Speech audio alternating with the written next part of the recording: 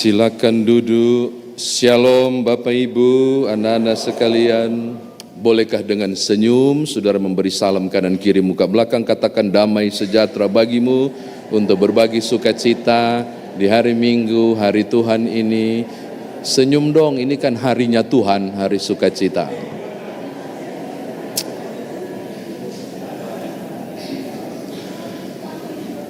Waktu saya berdiri tadi di sini, ada yang lain, kenapa semua orang baru yang saya lihat? Ternyata saya yang baru ya, Bapak Ibu yang sudah lama. Puji Tuhan. Tapi ada Pak James di belakang saya lihat kayak, betul ya? Nah itu saya kenal beliau. Ada pepatah Afrika Bapak Ibu, if you want to go fast, go alone. If you want to go far, go together. Jika engkau ingin dengan cepat mencapai tujuan, bajalang sendiri. Tidak usah pikir orang lain, tidak usah sibuk bawa apapun. Tapi jika engkau ingin capai tempat yang jauh, jalan bersama-sama. Karena engkau membutuhkan kekuatan orang lain untuk menopang sampai ke ujung sana. Pepatah Afrika ini cocok karena di Medan mereka di sana, wow, tidak mudah menghadapi binatang buas. Jadi siapapun yang ingin pergi ke tempat yang jauh, dia nggak boleh sendiri. Dia harus bersama-sama. Dan pentingnya kekuatan bersama itu. Hari ini Salomo, udah tahu kan pengkhotbah ini ditulis oleh Salomo, seorang yang bijak luar biasa, Ecclesiastes. Dia seorang yang luar biasa. Salomo ini menyebut tentang banyak hal, kata-kata berhikmat dari kitab puisi yang bernama pengkhotbah ini. Dan ini hanya disebut pengkhotbah kalau diucapkan dan diajarkan di tengah jemaah. Makanya karena ini diajarkan oleh guru di tengah kahal, kumpulan orang yang mendengar Taurat, maka disebut dengan Ecclesiastes tadi atau kitab pengkhotbah. Nah Bapak Ibu, saya ajak kita sekalian masuk ke teks untuk poin-poin khusus yang disampaikan. Saya tidak lama karena ada perjamuan kudus, presbiter sudah tahu di sini, pembinaan homiletik, khotbah paling lama 15 sampai 20 menit, lewat dari itu batuk 3 kali, saya pasti amin. Saya belum mulai sudah batuk. Catatan pertama Bapak Ibu, dia bilang begini, aku melihat segala sesuatu sia-sia. Ayat 1 toh? Dan tahukah saudara bahwa tema yang muncul seringkali di kitab pengkhotbah adalah kesia-siaan. Ada lebih dari 30 kali kata kesia-siaan ini muncul. 34 ada juga yang 38 sesuai dengan teks terjemahan. Jadi lebih dari 30 kali sia-sia. Dan bilang gini, pokoknya apapun yang kita jalani di kolong langit ini sia-sia. Saya pikir-pikir per awal-awal baca kitab pengkhotbah ini yang tulis tidak berpengharapan. Katanya orang berhikmat. Ngapain dia bilang hidup ini penuh kesia-siaan, ngapain kita bikin sesuatu, toh segala sesuatu sia-sia. What? Tapi setelah menelusuri lebih dalam, saya menemukan kata yang menarik, kata sia-sia itu dari kata hebel dalam bahasa Ibrani yang berarti uap. Mama-mama yang suka di dapur, masak air panas toh. Ini masih masak air panas nggak mama-mama? Atau cuma pakai dispenser? Air panas lah biar mendidih di 100 derajat tuh kumannya mati. Coba masak. Bapak Ibu akan lihat, pas buka DP penutup langsung silakan hitung berapa detik tiba-tiba habis. Hilang. Maka kata hebel yang berarti uap itu punya makna segala sesuatu sementara saja. Jadi kata sia-sia di sini pemahamannya sementara. Jadi bukan mau jalani hidup sia-sia, kagak. Salomo enggak bilang begitu, tapi dia bilang apapun yang engkau lakukan, apapun yang engkau kerjakan, apapun kenikmatanmu, dengarkan hebel itu cuma sementara. Suatu saat engkau akan menghadap takhta penghakiman Allah. Itu maksudnya. Jadi kata sia-sia yang seakan tidak berpengharapan, pemahamannya adalah sementara. Oke, ini yang pertama. Yang kedua Bapak Ibu, lalu dia bicara. Ada kesiang, Bapak Ibu tahu Kak, kasiang, ada kasiang. Orang Sangir suka bilang kasiang, tah? Ada orang Sangir nggak di sini? Nggak ada di sini yang percaya Yesus Kristus, nggak ada orang Sangir. Ada lagu bahasa Sangir sebentar muncul di tata ibadah. Kalau saudara yang bukan GPIB baru pertama kali masuk, kenapa ini ada lagu-lagu bahasa ajaib benar? Kita ada di momen nuansa etnik.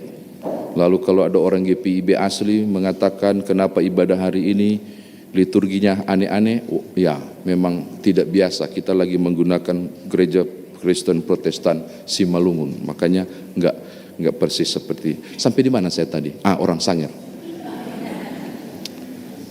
Ada orang kesian, ndak ada anak laki-laki, ditulis di sini. Kalau orang Sangir bilang kasiang itu berarti so parah sekali itu hidup. Tapi juga berarti bersyukur. Ada berapa nganape anak? Ada 2 kasiang. Satu laki-laki kasiang, 1 perempuan kasiang. Tanya 2 orang Sangir begitu. 1 polisi kasiang, 1 pendeta kasiang. Itu bahasa-bahasa mensyukuri. Tidak punya anak. Dan dia bilang begini, saya tidak mengalami hal yang menyenangkan. Segala sesuatu sia-sia. Ternyata Salomo mau bilang bahwa kondisi yang tidak nyaman yang dia alami itu perlu ditinjau ulang. Betul kata kesia-siaan itu sementara, tapi juga bicara soal bahwa apa yang engkau alami disebabkan beberapa hal prinsip yang harus engkau ingat baik-baik, kata Salomo. Pengajaran itu muncul mulai ayat yang ke-9. Berdua lebih baik dari seorang diri saja. Siapa yang suka pakai teks ini? Orang tua untuk tunjuk ke anaknya supaya cepat kawin. Salah, ini bukan ayat untuk cepat kawin. Berdua lebih baik seorang diri saya. Cepat kau kawin sudah umur berapa? Enggak cocok. Ini bicara soal filosofi kerja dan hasil kerja.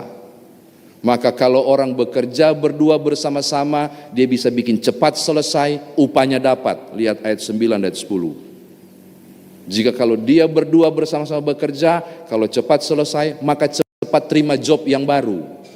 Maka berdua di sini menunjuk tentang kekuatan 2 orang lebih mampu menyelesaikan dengan cepat dan kualitas baik pekerjaan.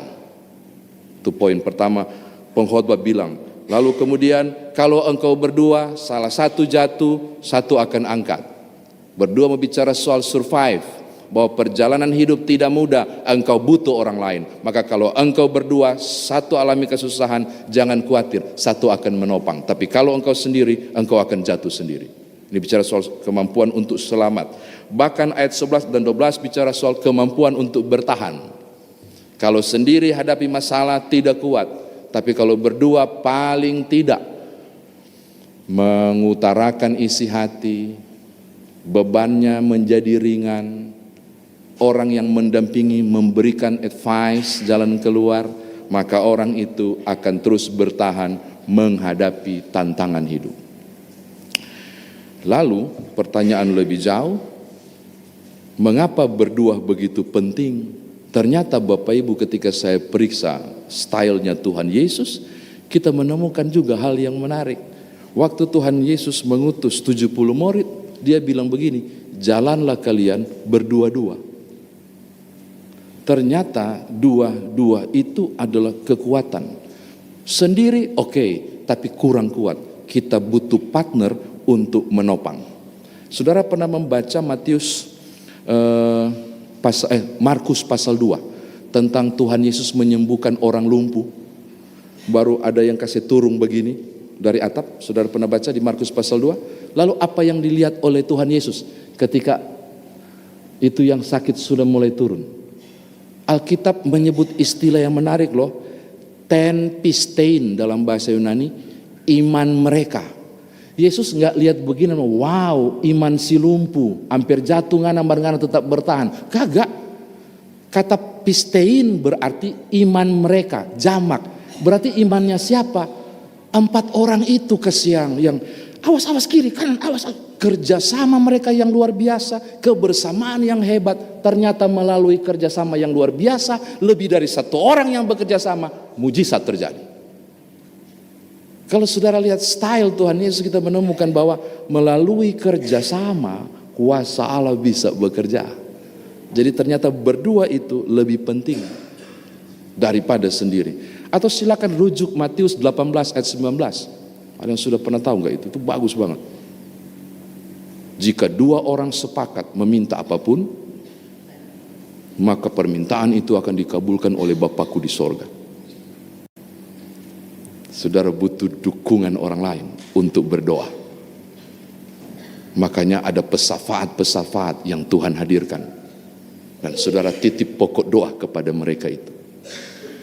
Makanya ada program doa subuh di GPIB Kasih Karunia yang belum saya hadiri sama sekali. Bertobatlah pendetanya ini. Kan baru sampai, sabar. Yang saya mau katakan, ternyata doa pun butuh pendampingan. Berapa banyak saudara yang bergumul sendiri. Keliru ternyata. Secara iman, topangan doa orang lain menggerakkan sorga loh. Jadi saudara butuh orang lain untuk saling menopang dalam doa. Bahkan Matius 18 ayat 20.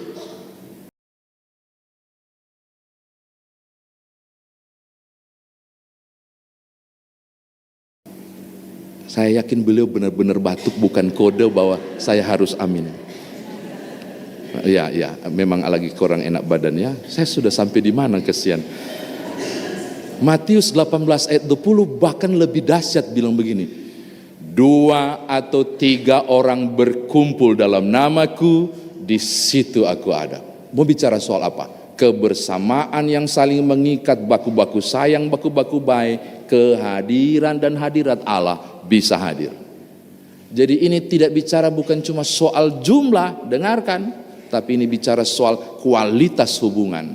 Bahkan kalau saudara baca Mazmur 133, persaudaraan yang rukun, kita dapat kualitas hubungan menghadirkan berkat tercurah dalam kebersamaan. Jadi Bapak Ibu, penekanan cukup kuat adalah ternyata hidup bersama yang rukun, saling menopang, menghadirkan lebih banyak manfaat daripada egoisme, mementingkan diri sendiri pada berbagai kondisi tertentu yang dijalani. Saya kira demikian firman Tuhan ditafsirkan bagi kita. Nah sekarang bagaimana cara kita bawa firman Tuhan ini dalam kehidupan beriman kita? Walaupun dari tadi saya bicara soal kebersamaan, lebih dari satu, saling menopang, saling mendukung, bla bla bla, tapi aku mau bilang begini. Tidak mungkin ini terjadi kalau ada satu perkara yang lebih duluan muncul. Apa itu? Yakobus pasal 3 ayat 16 bilang begini. Di mana ada iri hati dan pementingan diri sendiri, di situ ada kekacauan. Dengarkan.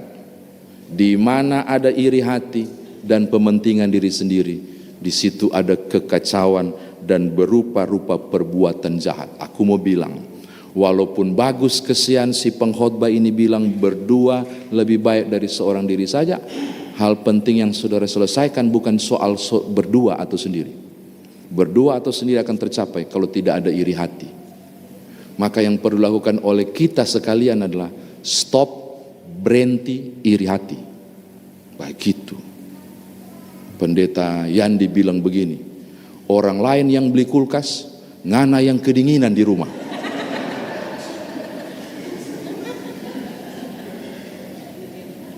Orang lain yang beli motor, dia yang tidak bisa tidur. Titip ke anaknya, coba tanya, kredit atau cash? Ke kondisi ini yang terjadi kan, itu membuat nggak damai sejahtera. Maka tidak mungkin ada kebersamaan.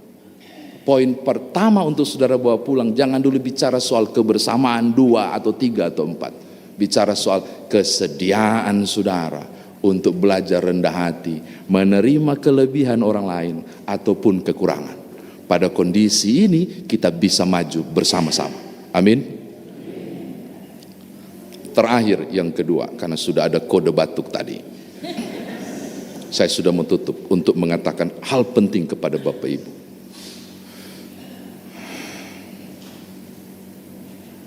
Saya buka kartu, ada kejadian di konsistori tadi. Kami sudah latihan loh, sudah dipersiapkan ini. Tiba-tiba ada sesuatu yang terjadi. Seorang pelayan tidak hadir karena sakit. Wah, ini kondisi. Jadi cukup lama disiapkan. Lalu sesuatu hal penting saya dapat. Kayaknya pas ini. Diselesaikan 15 menit sebelum ibadah kami berembuk. P1 gelisah, mengatur semua, sekretaris ngomong, yang lain ngusul, bla bla bla. Akhirnya selesai. Akhirnya Bapak Ibu akan menemukan sebentar, kalau Tuhan izinkan, ini akan rapi. Walaupun sempat khawatir jadi miring begini. Karena tidak seimbang. Diselesaikan bersama. Saya mau tutup untuk bilang begini. Kebersamaan pun suatu saat akan hadirkan masalah loh. Mungkin perkataan yang menyakitkan. Mungkin salah ucap baru saudara bawa pulang. Mungkin kadang-kadang talinga terlalu tipis, lalu mulai tersinggung, atau whatever apapun. Kebersamaan mungkin juga akan menghadirkan pergesekan dan skisma. Saya mau katakan, lebih baik tetap bertahan untuk memikirkan hal yang positif demi kepentingan bersama. Mengapa? Di dalam kebersamaan menghadirkan mujizat. Dalam kebersamaan kuasa Allah hadir. Nanti buka ulang di rumah Mazmur 33. Embun gunung Hermon. Turun loh. Itu gak masuk di akal. Mau bicara soal kelimpahan. Karena itu tetaplah bersatu. Tetaplah selesaikan masalah bersama. Memang akan ada masalah. Tapi percayalah. 3 ujung tali mampu kuat mengikat. Dibanding 1 yang mudah diputuskan. Tuhan berkati Bapak Ibu. Haleluya. Amin.